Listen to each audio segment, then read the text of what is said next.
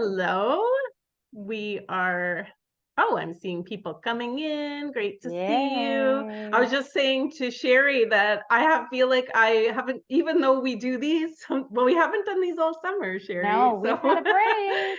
We've yeah, had I'm a sure break. everyone noticed we were missing. But We're sorry to leave you. yeah. Hope everyone did have a really great summer, though. If you did anything exciting, Mhm. I did one super exciting thing. Sherry, I think you know about it, but I'm a very fearful flyer and I'm really trying hard. Sherry and I went to Mhm. Vancouver together to speak at the CPHR conference, and you learned that I I was learned afraid of her fear flying. of flight. I forgot too until we were right about to take off. And then I was like, oh, she's nervous. As I was holding your hand and Yeah. my palm was all wet. So I did a little flight over Ottawa, over the Parliament buildings in one of Oh those my Cessnas gosh. with my Yes. kids. So if anybody had any exciting summer adventures, went anywhere exciting, please feel free to share that in the chat. I'd love to see anything you did if you faced a fear like I I did. faced a fear. What? I faced a fear too. We went Yes. to Quebec. There's a Club Med in Quebec and it's beautiful right on the St. Lawrence River. And it was hiking and mountain biking, but it's like Yeah. downhill mountain biking. And so my son's a daredevil, so I said I would do mountain biking with him. So I mean, he did level 4, which was the highest. I did level 2. But anyways, I still did That's it. good. And then the hikes were like actually for me, because I'm afraid of heights, it was really quite scary. So anyways, Oh, it's always wow. good to That's face your fears. congratulations. Hmm. I see Brenda is, Yeah. I don't know if Yeah. that's a scared face or a Yeah. smiley face or Yeah. both. That's how I uh, felt. I felt scared and smiley. So there you go. well, it Mhm. looks like Oh, everyone is has come in. So I'm going to, oh, I don't have the right slide on. Just give me 1 second. I'm going to share my screen with the proper first slide. So yes, here, give me 1 second. You know what happens, Sherry? I took a break over the summer and now I don't even know how to work share your webinars screen. anymore. Well, thank you everyone for coming. I know we got a lot of interest in this session. Um, and of course, today we're going to talk about HR's role. And it's interesting. I put something up on LinkedIn about this, and I'd be interested to hear people's comments as we go along, because as you know, if you've joined our webinars before, we really love the engagement. But someone made the comment that unfortunately HR doesn't always get to play a leadership role in restructuring. Yes. There's still a role for HR to play, of course. Hmm. But it would be interesting to hear your perspectives on, it's a lot to write, but obviously if you wanted to share it on LinkedIn or whatever, it's actually a really interesting topic to understand what is HR's role in the whole restructuring process, and is it a leadership role in your organization, or is it sometimes unfortunately HR isn't brought in at the right times, and that can make things more complicated too. So as we're talking through all of this, we can think about that too. And Sherry, you've had such an extensive experience in HR leadership over 20 some odd years. And if you don't know about Sherry, sorry Sherry, I'm doing this for you, but in addition to us working together on certain projects, Sherry runs a really successful HR consulting firm called Loft. So you've got a lot of in-depth understanding of this topic. And actually, And then, one of the things I will present on is how HR does play a role and how you can position it to play a role and the importance of positioning it to play a role. So we'll yeah. talk a little bit about that throughout this presentation. And Sherry, you've thought a lot about this too, but if you also know me at all, you might have known that I wrote a book a few years ago and published a book called A Spark in the Dark. And it's all about having a successful career in a reorg world, I call it, where we're all constantly losing and changing our jobs. So I think you'll get the complete picture from Sherry and I, because we've really thought about it in depth, not only from an organizational perspective, but also from an individual perspective. So hopefully you feel like Which you is get the key. whole picture. Pardon That's me? critical. That's actually critical to the change management aspect, is thinking about it from the recipient's perspective. That's Yeah. so critical. And that's why your book, I think, is a really powerful read, both from a person who is experiencing it, but also from people who facilitate the process. I think it's a great read. Yeah, thank you. In case you don't know what we do at First 30, we help businesses create onboarding programs that are repeatable and fantastic. So we do that. So we're the First 30 in that sense, but it's funny, Sherry, because sometimes I reach out to people, they don't even know that we're also an outplacement company. So we do, that's actually how the business started. So I wrote the book and then launched this business. And I will say we're definitely a company that truly cares, not that others don't, but we really care about the outcome of our participants. And we are trying to democratize the whole outplacement experience for organizations so everyone gets the opportunity to access outplacement. And if you ever speak to me about outplacement, and you will in fact be speaking to me directly if you're ever interested, we are consistent and transparent with our pricing. So it's not something you have to feel like, oh, if I talk about this with her, we'll get this price. Everybody pays the same for our services. So that is First 30. Now, moving along into today's topic, change is very difficult for people. And as we go through this presentation, we're going to be touching on that a lot, how to make change more tolerable for people. But if you are going through corporate change in your organization, and we kind of always are, aren't we, Sherry? Like even big change, little change. That's right. Yeah. So I do recommend this book. It's called The Catalyst, How to Change Anyone's Mind.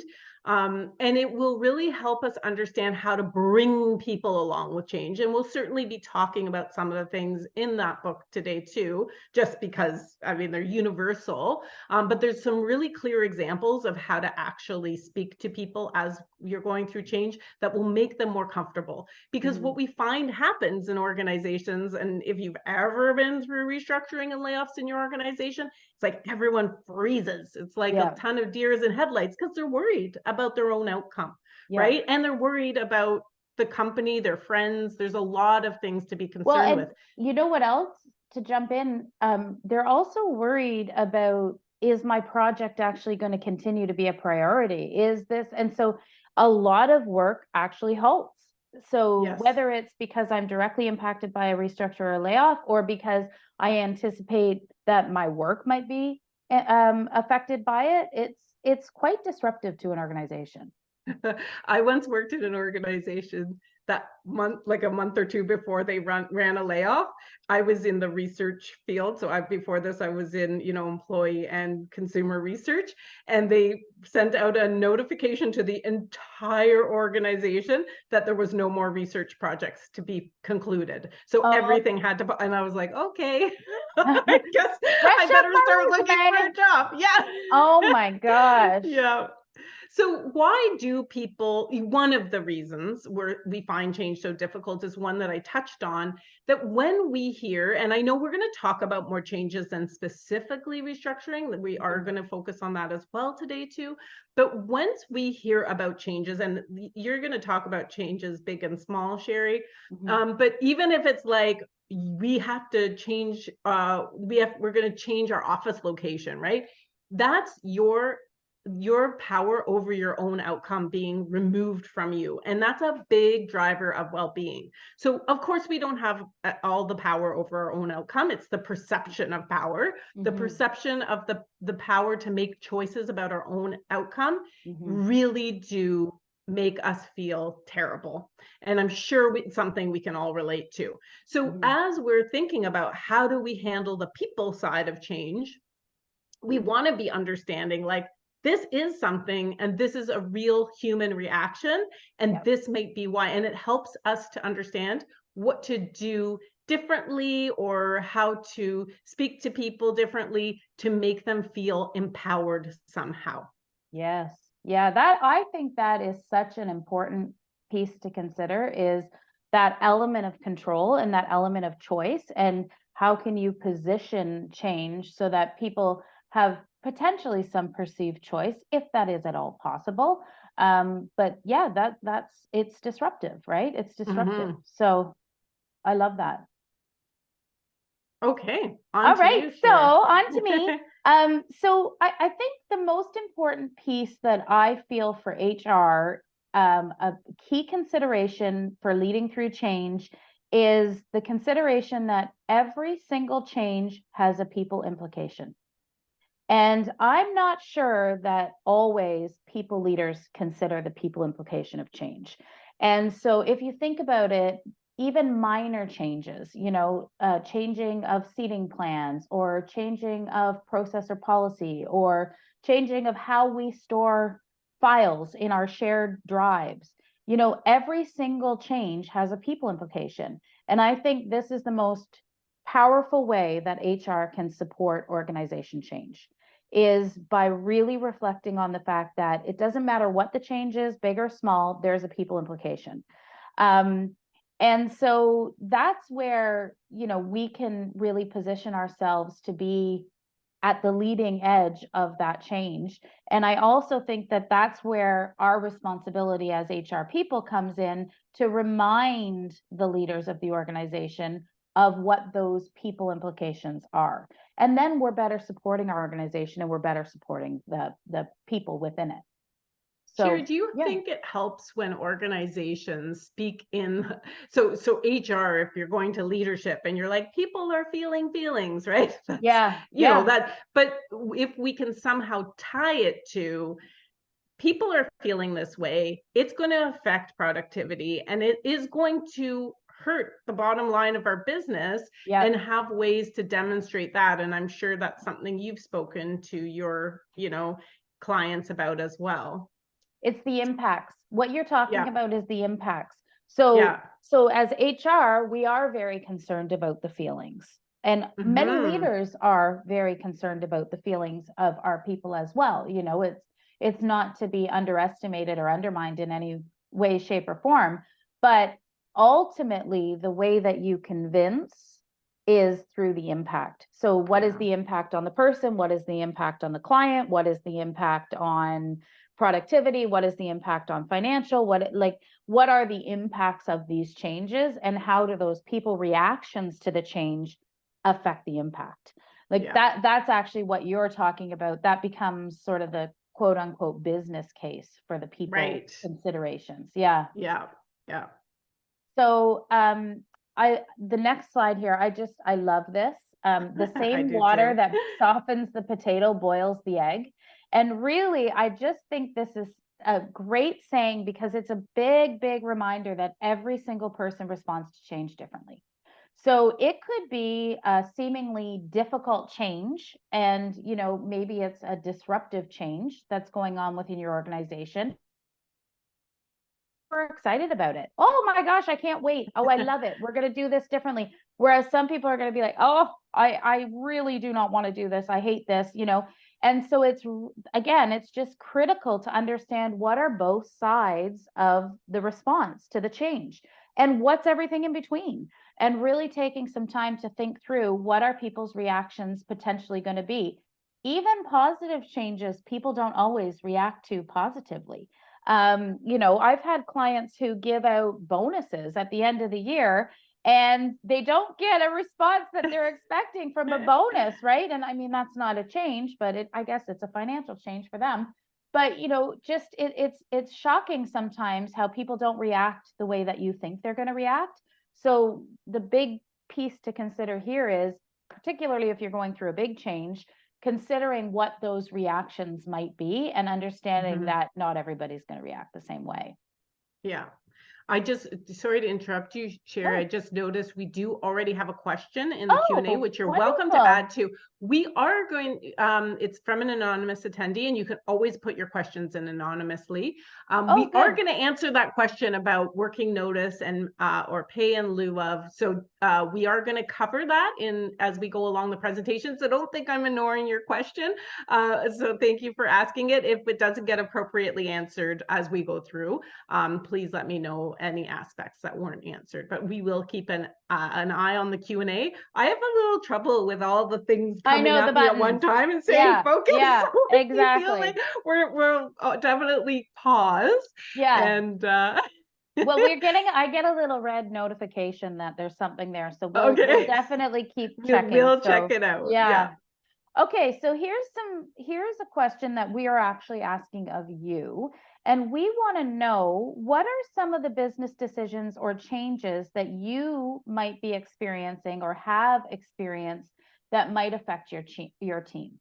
So if you put in anything that you might want or you're experiencing right now, if you want to just put anything in the chat, that something that might be affecting you. Yeah.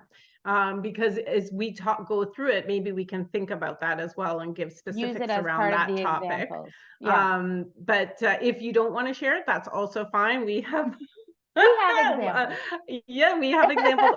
Sherry, I went through when I worked at sorry, we've got one here, moving Yeah. roles to offshore lower. Oh, Yeah, that's a big one. huge one. Yep. Programs will be eliminated. Yeah, we'll create a yeah. Oh, changing strategic focus. Yeah.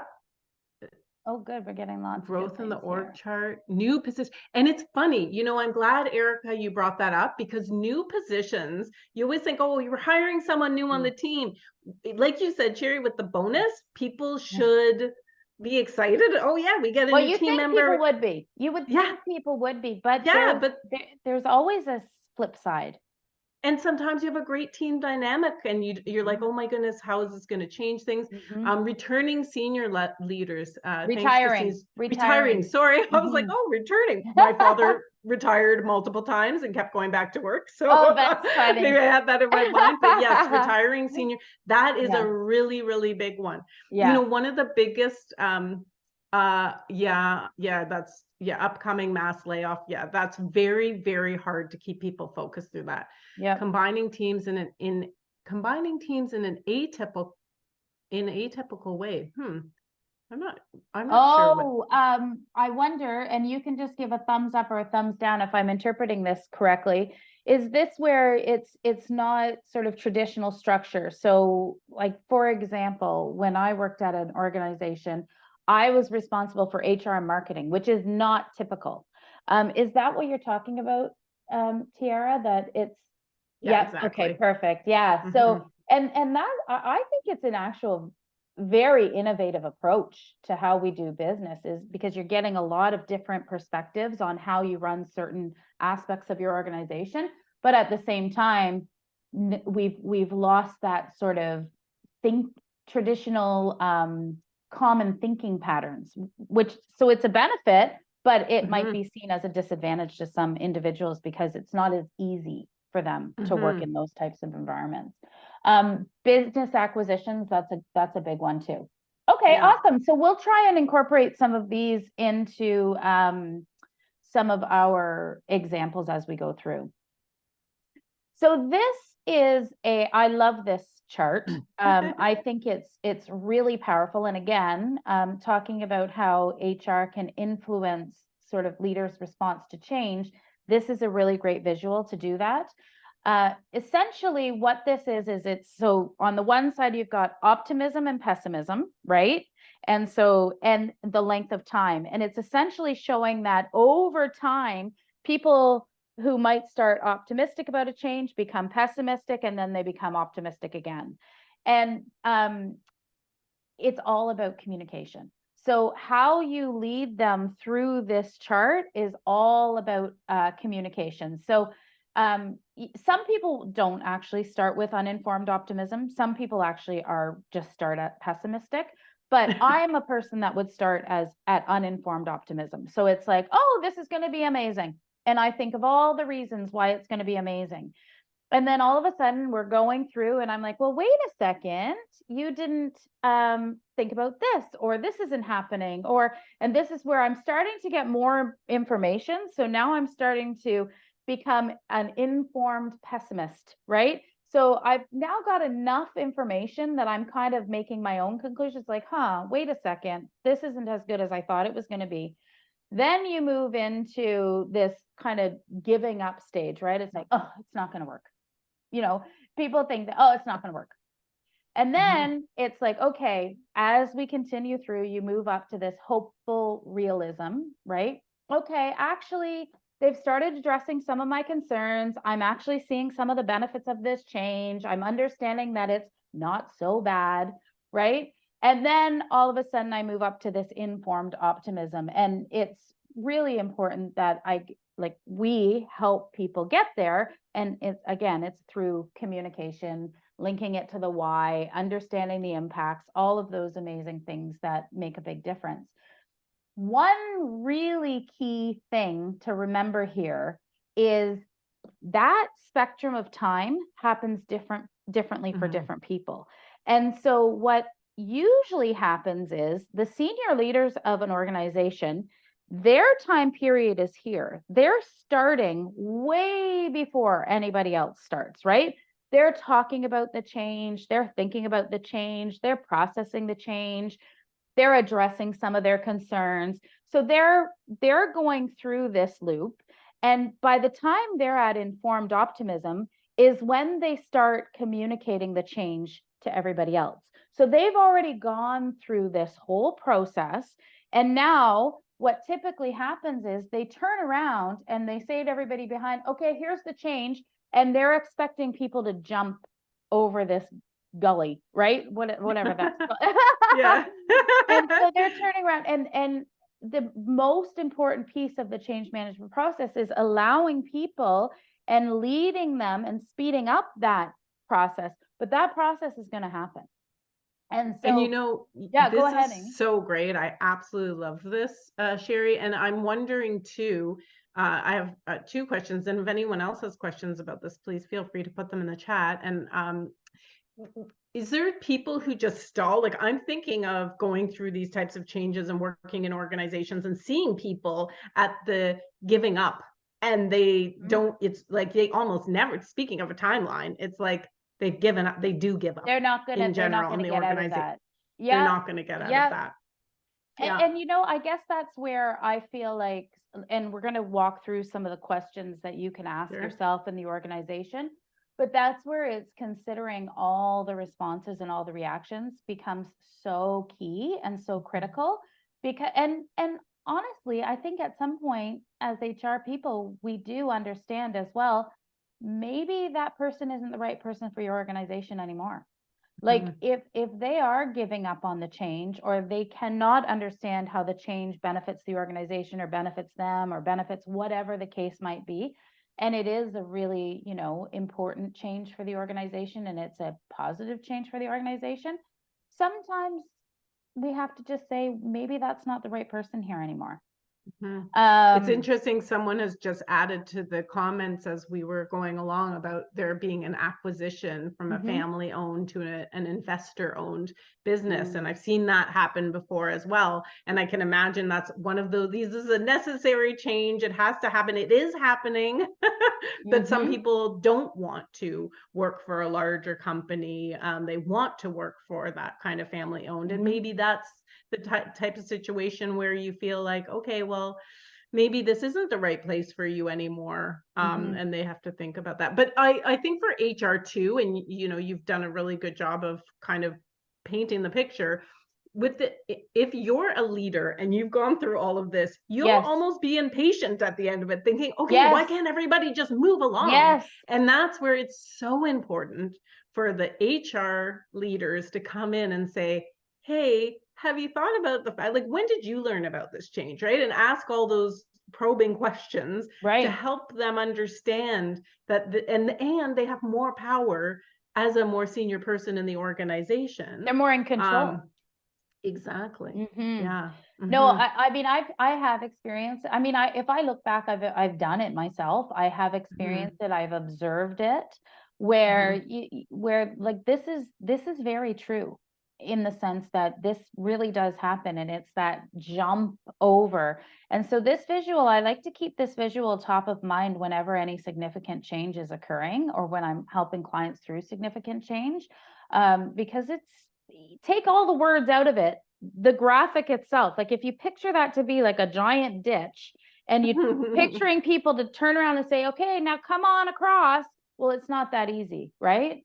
So yeah. One thing I'm thinking, we can think about this in our personal lives too. If you're a parent and you decide to move like houses, you've known about this all along, and then you are ready to put the for sale sign up, and then you tell your kids, right? Yeah. And they're like, oh, my bedroom, my, you know, and you're like, oh yay, they're gonna be so happy in our new house, but they're still like at that, you know, early stage, and you're so far along. So there's so many applications for this. It's so, yeah, it's relevant. It's relevant to change, period, right?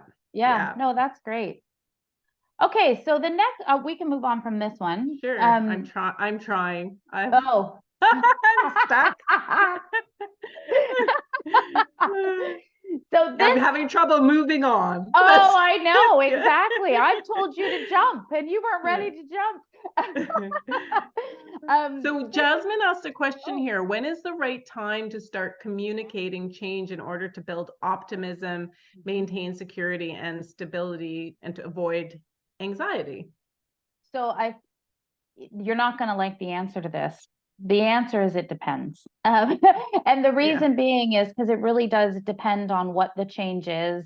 Is there a confidentiality component to it? You know, is there a disruptive component to it in terms of, you know, I'm thinking if you're changing your service offerings as an example, you know, that could be disruptive in the market. There's a element where you don't want to tell clients at certain times. And so, you know, it's every person has one confidant who has one confidant who has one confidant. And the next thing you know, like 25 people know what one person was supposed to know.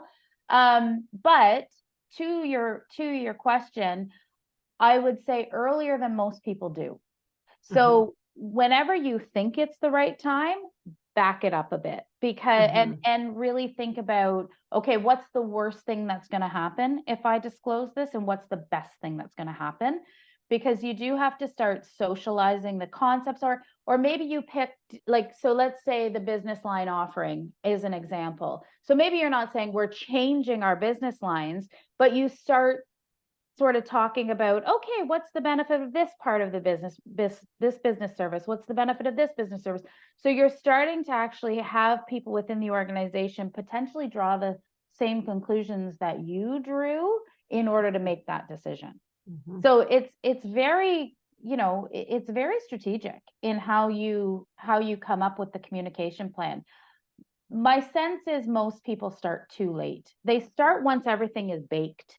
And once everything is baked, it's too late. So because you can't even communicate the perception of any choice at that point, because no, all the decisions have been made. Well, and the other thing is and we'll get here, but there's also an element of involving the people who are most closely tied to the change, right? And to the impact.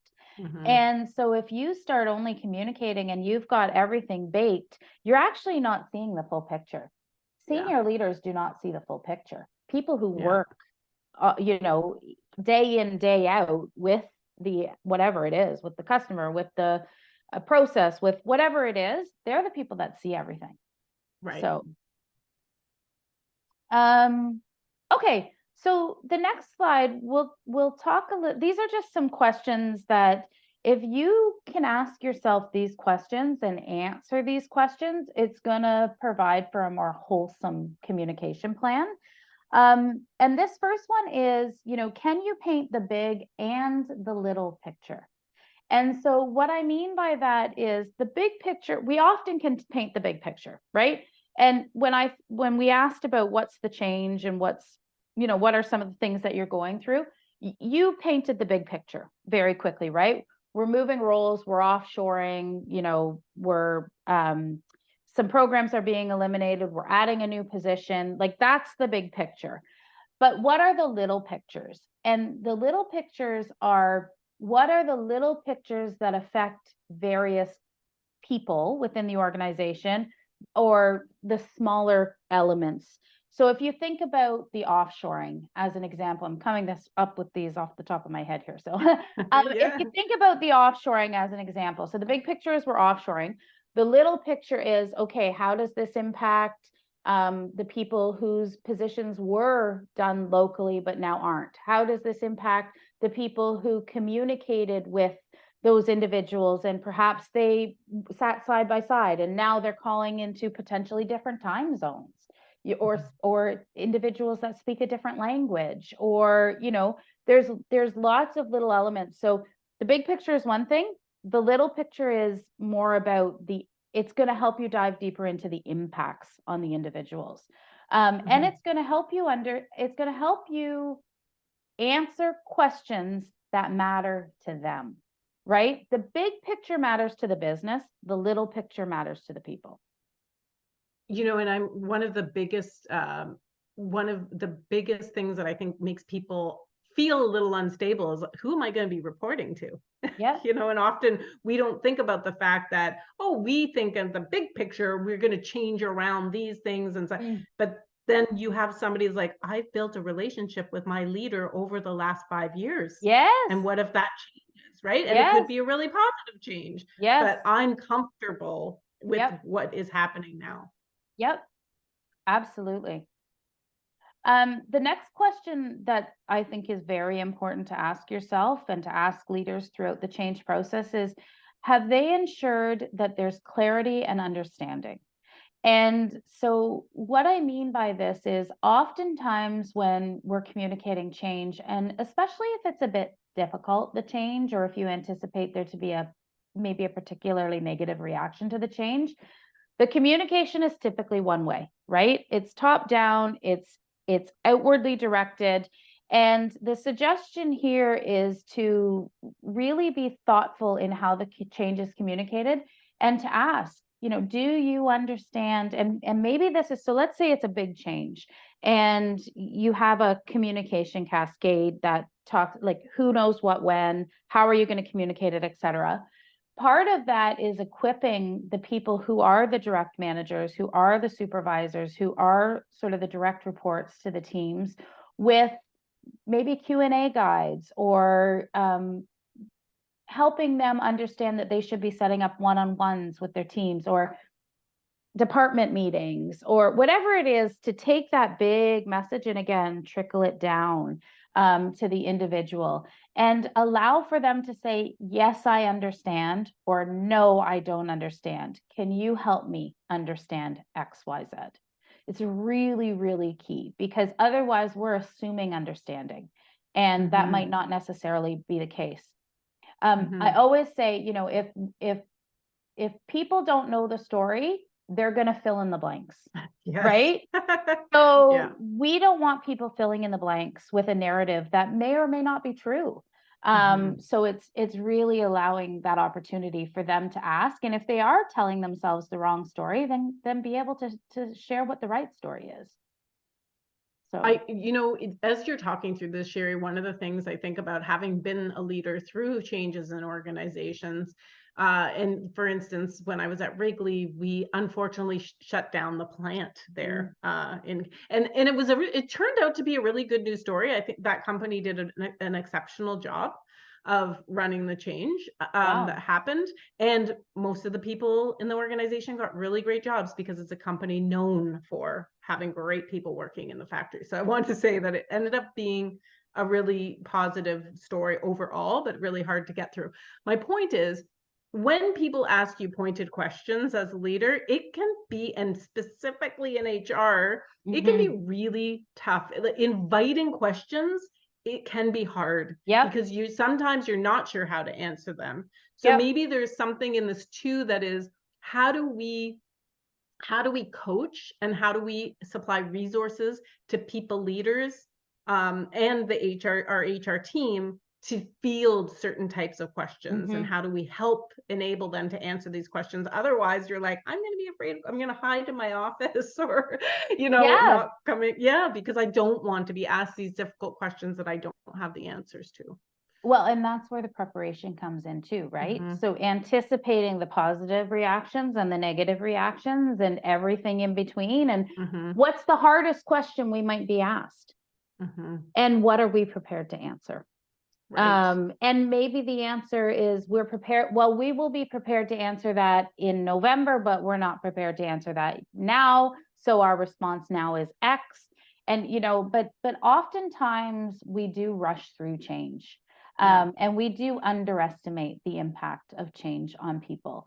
And so, again, this is like, as HR leaders, I think it's super critical to slow things down, or maybe not even slow it down. That's probably not the right word, but to encourage a holistic approach. Monica had such a great Yeah. comment here, being on the same page across leadership, so they aren't getting different answers from different people. And Yep. that is so such a good piece of advice, Monica.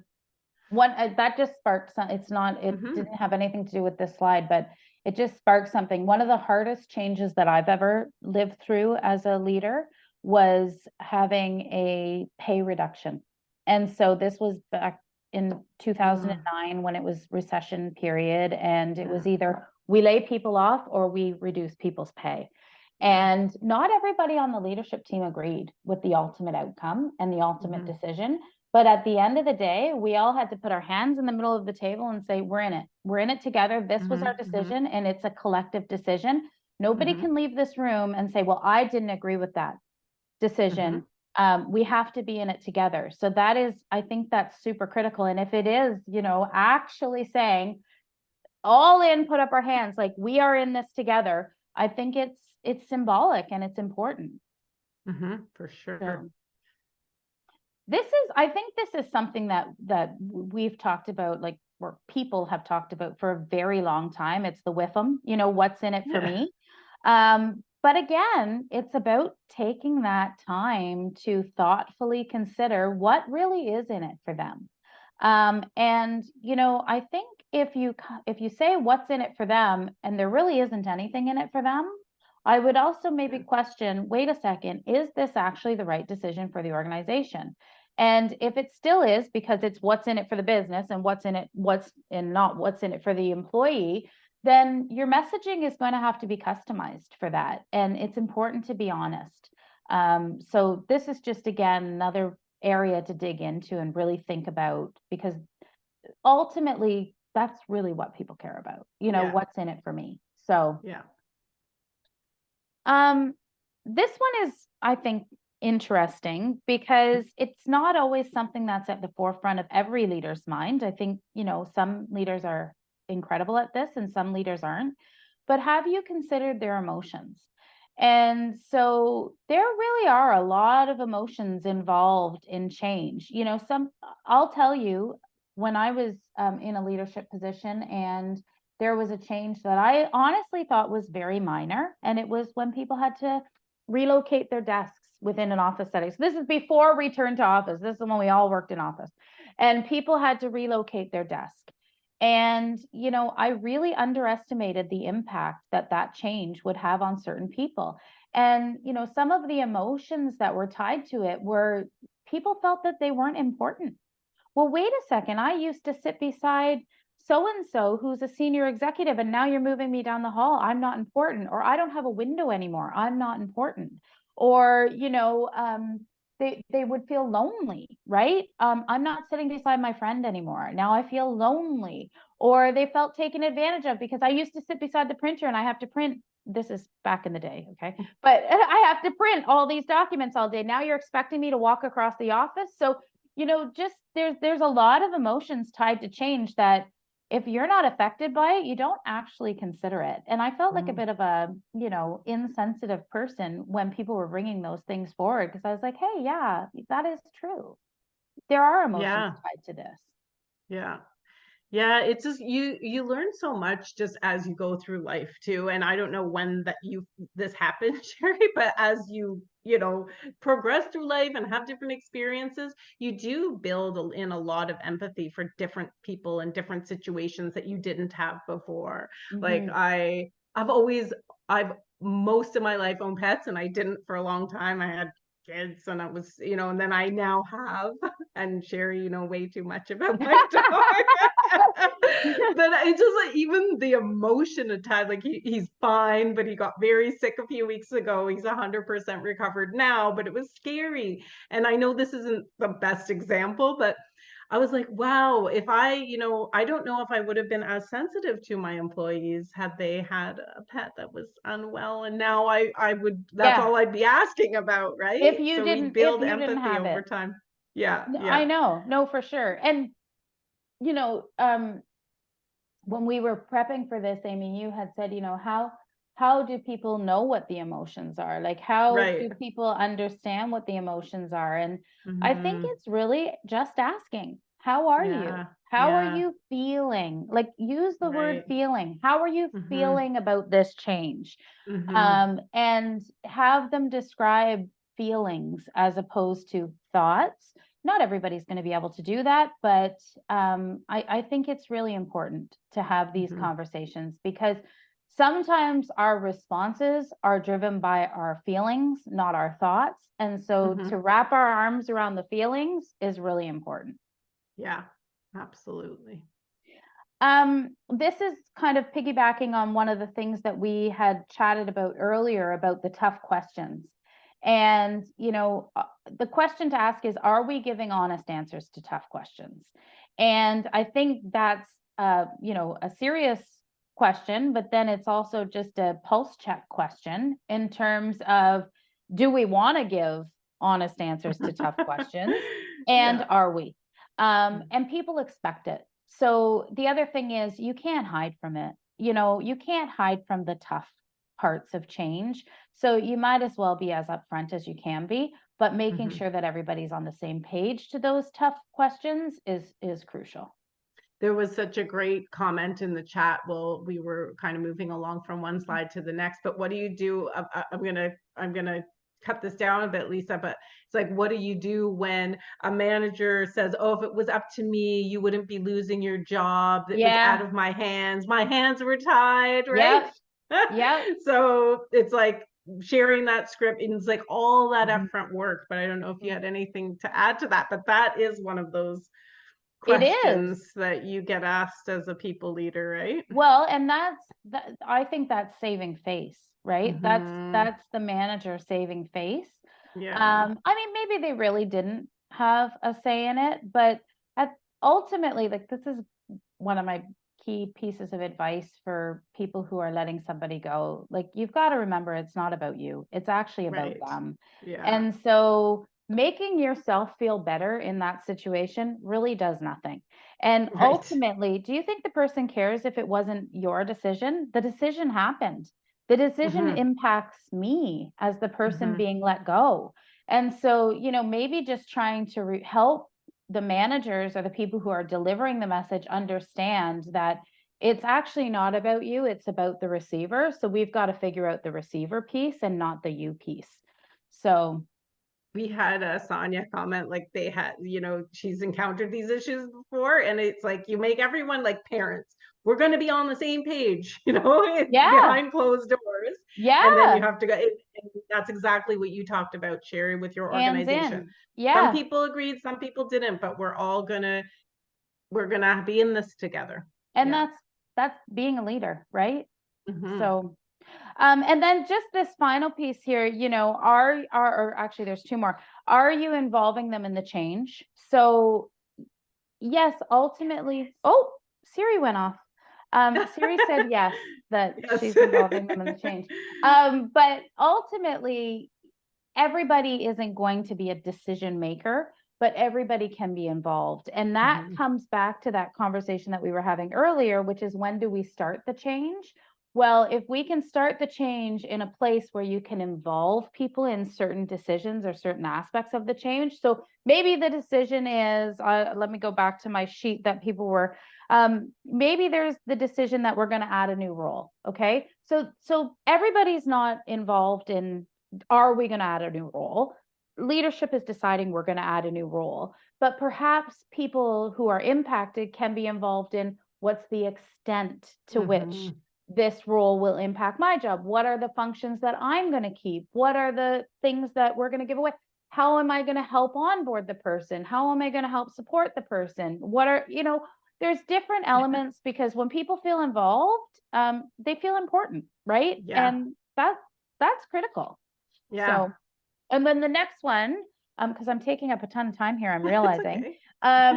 Do your actions match your words? And again, this is something that I think is absolutely critical from an HR perspective to monitor the organization through any major change. Because again, managers are sometimes trying to save face, right? Managers are trying to not be the bad guy, right? And so understanding, are the actions within the organization matching the words of the organization? And if they're not, doomsday. Honestly, that's yeah, the well, worst. you just lose people, right? You You lose lose their trust. You might not yeah, lose them physically, but you'll lose them emotionally. And yeah, that's exactly. big piece. Yeah. Exactly. So, and perhaps as we hear things in HR, we hear a lot. And so keeping a little log of, wait a second, this didn't fly. This isn't landing. This didn't hold true. We said this and you did that. That's not alignment. And bringing these things forward, that's a big responsibility. And it's not easy. No, it's not easy, but Yeah. it's huge, huge benefit to the company. Yeah. So, yeah. Okay, so that's amazing, Sherry. I think we all learned a lot in that section, and I don't know, I can imagine people like taking pictures of your questions and slides, but if you're okay with it, Sherry, if anyone wants the slide deck, you can reach out to me after. I'm going to send you an email. It doesn't have the slide deck in it, but if you want it, you can let me know. We always record. I also wanted to say that sometimes in the chat, someone will message us directly and then I respond to everyone. So if you see weird messages from me in the chat and you're like, what is Amy talking about? That's funny. I didn't realize that it responds to everyone, not to the individual that sent me the message. So that's funny. I had to save a little face there. So we're going to talk now specifically about managing restructuring and layoffs. And again, I think it's so great that people are sharing their lived experience and their expertise in the chat. So if you have things to add, to build, we can't always respond to them, but I think it's nice to definitely put it in there so that everyone who's on the call can benefit from our collective wisdom as well. So what we want to do, of course, and it goes back to a lot of the points Sherry was making, it's like take time for planning. And the difficult part we talked about too is that HR doesn't always have an immediate seat at the table to help make the decisions, help with the planning. And there's like this information overload and responsibility overload once the organization is ready to share certain things. But if you can, taking the time for planning and also communicating the need. And this is something I'm very passionate about. And we saw this all through COVID. This was an earlier article on it, but layoffs do hit underprivileged groups the most. And there are reasons and avoidable reasons why that organizations might want to consider. We actually recently published a blog. Sherry, I think you have the link there. If you have a minute, you can throw it in the chat, which you can connect to this blog about how our DEI efforts, how we might kind of protect all of our DEI efforts, because it's the HR leaders, and some of us are in a role where we're focused on DEI. We've made all these efforts at the recruitment stage, at the succession planning stage, and then it's destroyed when layoffs happen. So we want to make sure that we're communicating this with leadership as well, because it is so important. And I have a lot of exciting conversations about this topic because when we're running layoffs, like we have to think about what's going through people's minds and the potential for what can happen. That like they've got their security pass, they've got their computer, they're in a community. And when we lay them off, we have taken away a piece of their identity. And I actually write about that in A Spark in the Dark, a story exactly about that. And everyone around, even if they're not physically there, they're seeing it, they're hearing about this happening. So is there a way that we can take more of a soft gloves or working notice approach to layoffs? It's not always possible, but it's definitely part of the planning, is asking the question. Because when I have seen a lot of organizations go through a lot of layoffs and consulted on those, we do see a different type of response from the organization when there is working notice. Mhm. And that is a collective positive reaction, not only from the employees that are affected, but Mhm. also from the employees that are left behind. And these are the employees that are so often the forgotten ones. It's not as traumatic to go through that, a little bit of advance warning of something happening, getting the chance to say goodbye, getting the Yeah. chance to build a new identity as an Mhm. employee, and having the business give you time and space to do that on their watch, right? But not And only that, Amy, I think sometimes, oftentimes I'll be in a termination meeting and somebody will say, well, I'm leaving right now. Well, what about yeah, XYZ? I was going to have a meeting with so and so tomorrow. And I think yeah, this all comes yeah, back to that magic concept of trust yeah, and absolutely. really trusting that most people are going to behave well. Most Right. people will. I agree. And I've seen that. And once in a while, you get the odd person. And I always get asked this question, okay, well, if that odd person is behaving badly, then thank you very much. You Mhm. can work from home for the next couple of weeks. We're going to log you Or off. you, These yeah. 2 weeks are on us, right? Yep. But we do have a blog on this as well. So sorry, Sherry, I'm putting you to work. You've already done so much work and now you're back to work. So Sherry will share that link. And I think we've covered this a lot. And we're very good at finishing on time, so I don't want to go on too much about it.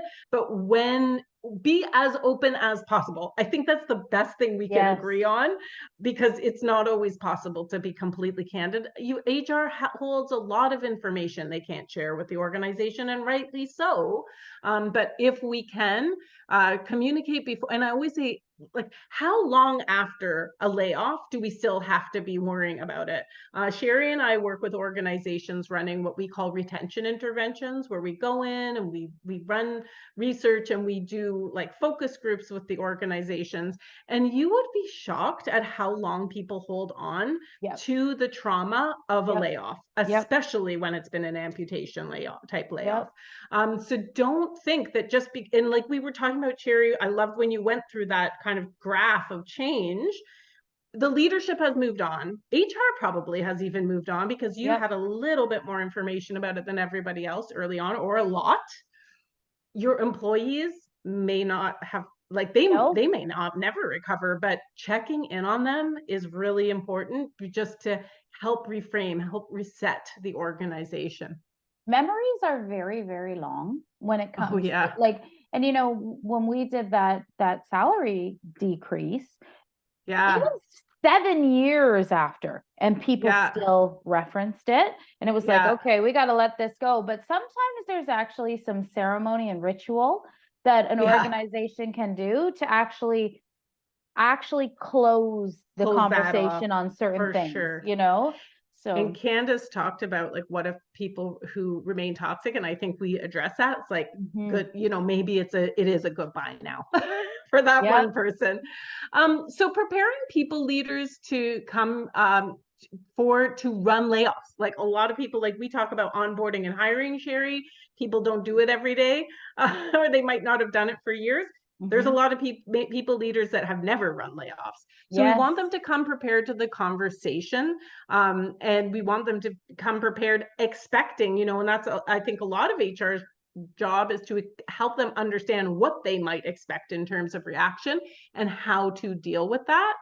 Definitely hosting individual conversations, again, with HR in the room, not meaning that it's like just them and the individual. Maybe it's them and a consultant, or them and HR, but hosting those as much as possible. Hosting individual conversations is by far better. And face to face, the whole Zoom thing where we have our video off, not a good idea. We want to have that face to face interaction as much as possible, cameras on. We want to depersonalize. Everybody takes layoffs personally, by the way. Well, Mhm. at First 30, when we do our outplacement, we deal with a lot of people coming out the other side. I don't know anyone that hasn't taken it personally, to be honest with you. So I think we really need to do our best to depersonalize it. So eventually, when it all sinks in, someone will be like, okay, you know what? Actually, I get it. It wasn't personal. And a Mhm. good outplacement company will help with that too, because they will explain, like in our program, we explain And we try to depersonalize a layoff almost right away so people aren't holding on to those emotions. And oh, I have a little typo there, empathy. Empathy. Take I time didn't even notice that. I know, Sherry, you're really good.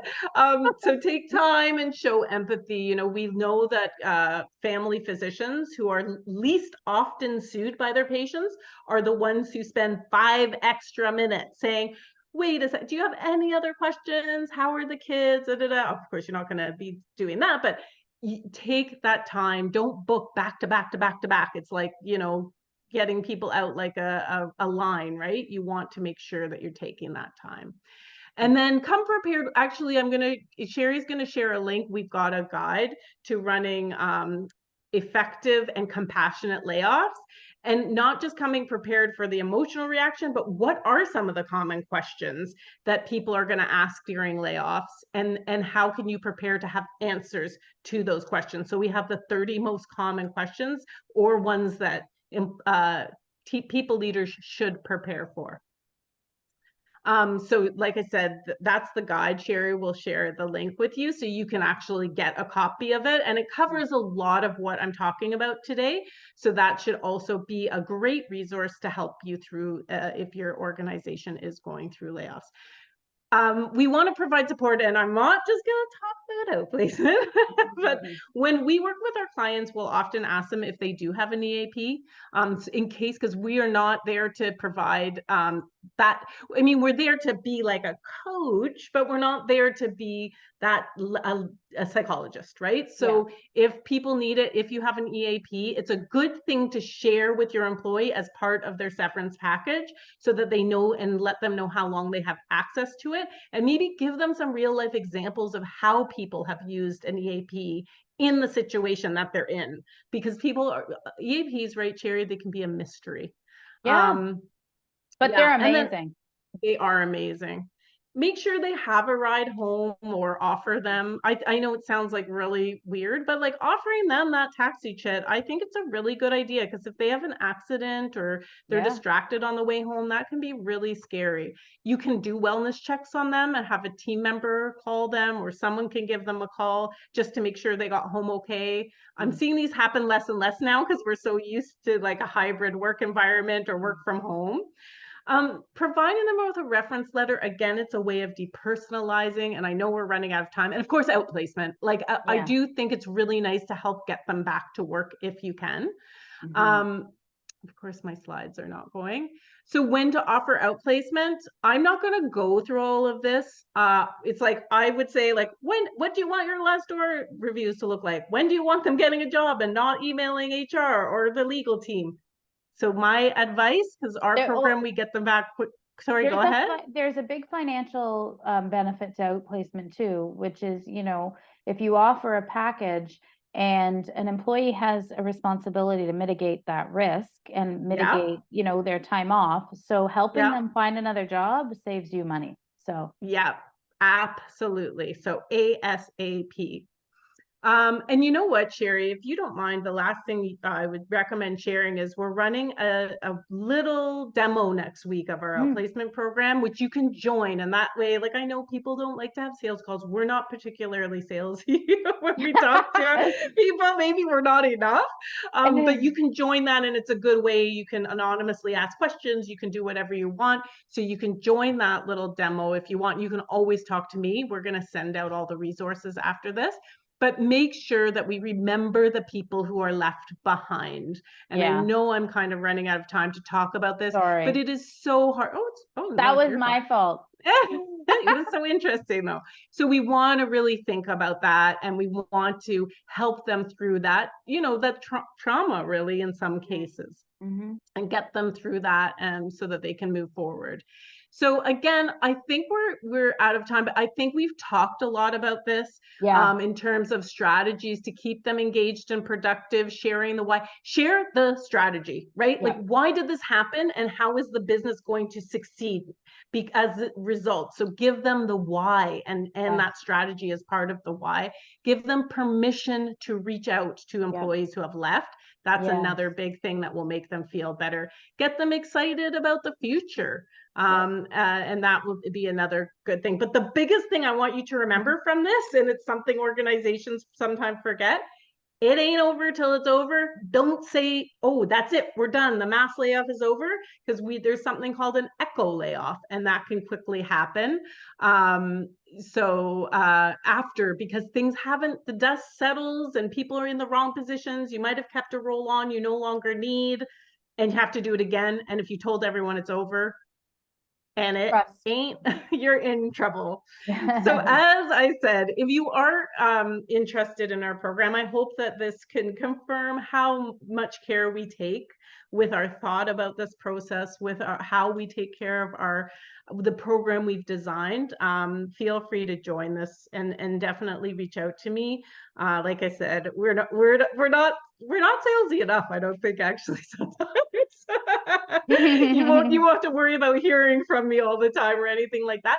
But one thing I will say about outplacement, it's great to plan ahead, because you never know when you're going to need it, and it's good to have it lined up. So even if you call me and say, or email me and say, I don't need it now, Amy, I just want to understand it, or come to this webinar, because it's hard to figure all of that out last minute. We can work really quickly, but it's still better to have it sorted out.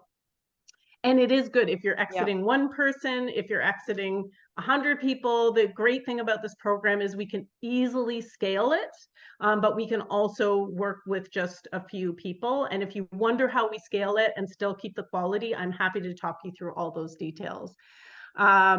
Yeah, so I'm so glad we're getting such nice comments in the end, Cherry. And oh, I forgot. If you want to know more about the people side, this is the book that I wrote, and I always forget about it. So as I said to Cherry, I should put this in. So that's still available on Amazon if you're interested, to see the people side. It's a very, very good perspective, because you wrote it from the person perspective to a large extent. But I just find, as HR people, we really have to understand that person perspective. So I love this. I think it's a fantastic book, and I think it'll give a lot of really good insights. Thank you very much. Sherry, now I went over, so yeah. We're only over by 1 minute. Yeah, well, thanks everyone for hanging in there, and I hope you enjoyed it. Like I said, you will be receiving an email from me this afternoon with all of the links to the resources again, in case you missed anything. If you want the slides, you can reach out to me, and we do share the replays. Sometimes it takes us a little bit of time to get those organized out, but we will get that to you for sure. So Sherry, I loved your section. I learn always so much talking to you, and it was so great. Thank you everyone for sharing your insight as well. Thank you, Amy. Thanks everybody. We really appreciate it. And I put some of links to our information in the chat. Please feel free to reach out. We love to chat with people. And we have more webinars coming up. So we have a whole program through to the new year. I didn't know people could do little hands. Oh, that's lovely. Nice. Lovely. Thanks, Jason. Thank you, Thanks everybody. for coming. I'm just seeing everyone in the chat now. You have a really great day. Bye-bye. Happy Wednesday.